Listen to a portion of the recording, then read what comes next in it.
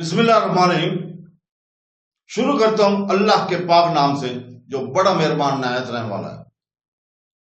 دیکھتی آنکھوں اور سنتے کانوں کو السلام علیکم۔ بہنوں بھائیوں اور بزرگوں، آج کی اسلامی خلفاء کی معلوماتی ویڈیو میں ہم عباسی خلافت کے 32ویں خلیفہ المتصدد باللہ کی سوانحیات کو پیش کر رہے ہیں۔ ہم ان اہم واقعات اور پالیسیوں کو بیان کر رہے ہیں جنہوں نے ان کی حکمرانی کی تعریف کی، نیز اسلامی دنیا پر اس کے اثرات، تفصیلی تجزیے اور تاریخی بصیرت کے ذریعے، اور ہمارا مقصد ان کی قیادت کی پیچیدگیوں اور اس دور پر روشنی ڈالنا ہے جس میں اس نے حکومت کی تھی۔ تو دوستو، ابو المظفر یوسف بن محمد المقتفی، جو اپنے رجائی نام المتصدد باللہ سے مشہور ہیں، بغداد میں 1160 سے 1170 تک عباسی خلیفہ رہے۔ وہ سابق خلیفہ المقتفی کے بیٹے تھے۔ المتصدد کی پیدائش 1124 میں ہوئی۔ وہ خلیفہ المقتفی کے بیٹے تھے اور ان کی والدہ کا نام تھاوس تھا، نامی ام ولد تھا۔ ان کا پورا نام یوسف بن محمد المقتفی اور کنیت ابو المنظفر تھی۔ جب یوسف ایک نوجوان شہزادہ تھا تو اس کی والدہ 1136 میں خلیفہ بنے تھی اور اس کے والد 1160 میں ان کی وفات تک تقریباً 24 سال حکومت کی۔ جب ان کے والد کی وفات ہوئی تو وہ تخت پر بیٹھے۔ اس نے اپنے والد کی پالیسیوں کو جاری رکھا اور اس نے اون الدین ابن جرہ کو بھی اپنا وزیر مقرر کیا۔ اون الدین پہلے اپنے والد کے وزیر کے طور پر خدمات انجام دے چکے تھے۔ اون الدین کے دور نے عباسی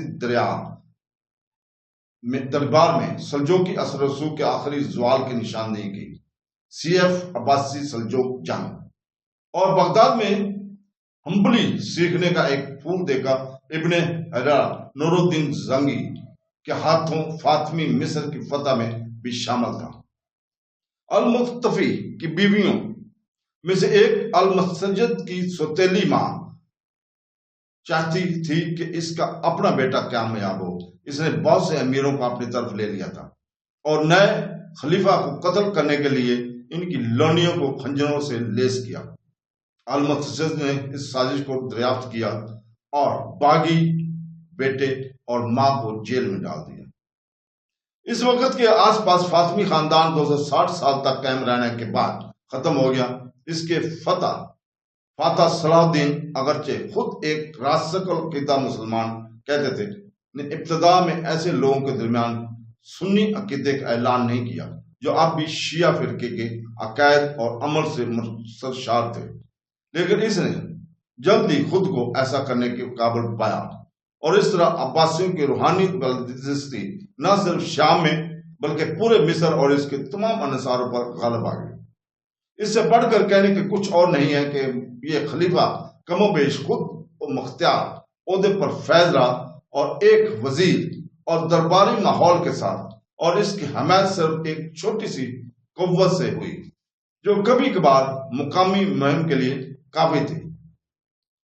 دوستو، ان کا تعلق ایک اچھے گھرانے سے تھا اور ان کی والدہ جو تھی وہ تھوڑا دوسرے گھرانے سے تھے، اور امید ہے کہ آپ لوگ اس ویڈیو کو سن کر اور دیکھ کر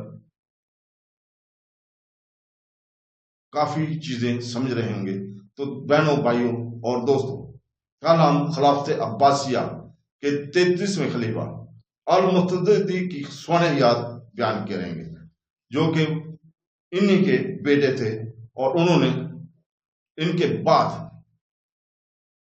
حکومت سنبھالی، خلیفہ بنے۔ تو دوستو، کل تک کے لیے اللہ حافظ۔